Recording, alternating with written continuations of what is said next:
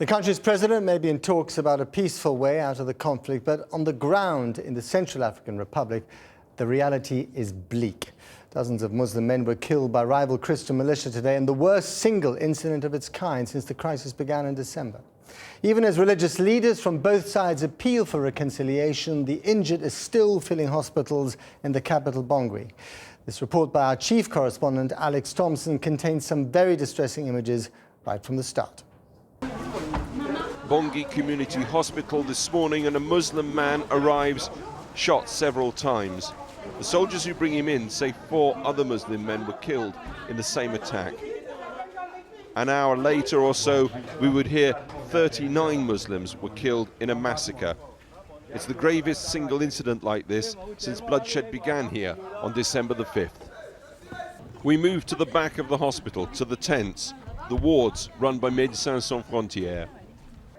Inside, we met Geoffroy Partin, wrong place, wrong time, suffering blast injuries from a grenade, and still it seems too traumatized to speak about it.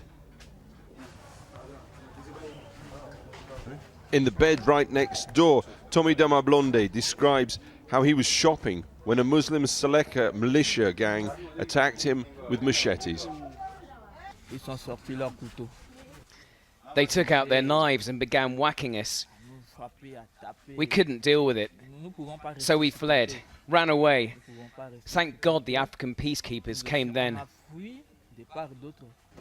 A few feet away, the silent love of a father for his 18-year-old son. Larry Ndota was shot in the head and recently emerged from a coma, paralyzed down his right side and unable to speak.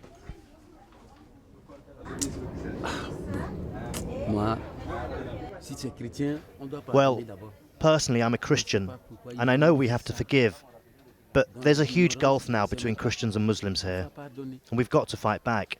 We have to kill. It's not good. Against this hit-and-run violence day after day, away from the main streets, the French peacekeepers and their African colleagues are virtually powerless. Now the president's official residence lies empty.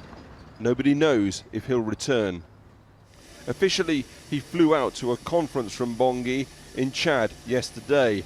It's the first time he's left his country since the attempted coup on December the 5th unleashed the bloodshed. And right now, this country without a president could be the beginning of a spiral of violence we've not yet seen even here. Ubangi River flows slowly through the capital. You're looking south at Congo on the other side.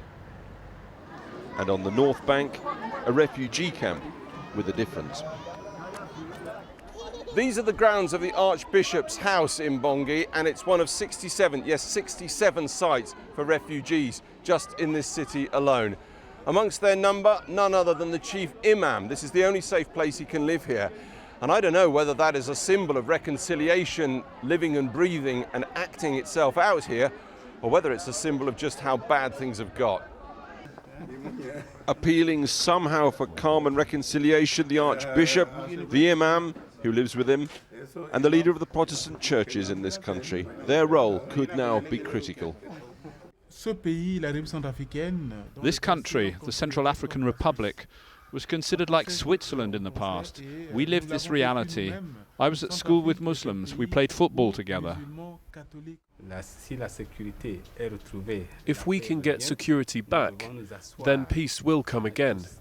And then we can all sit down together and ask the right questions.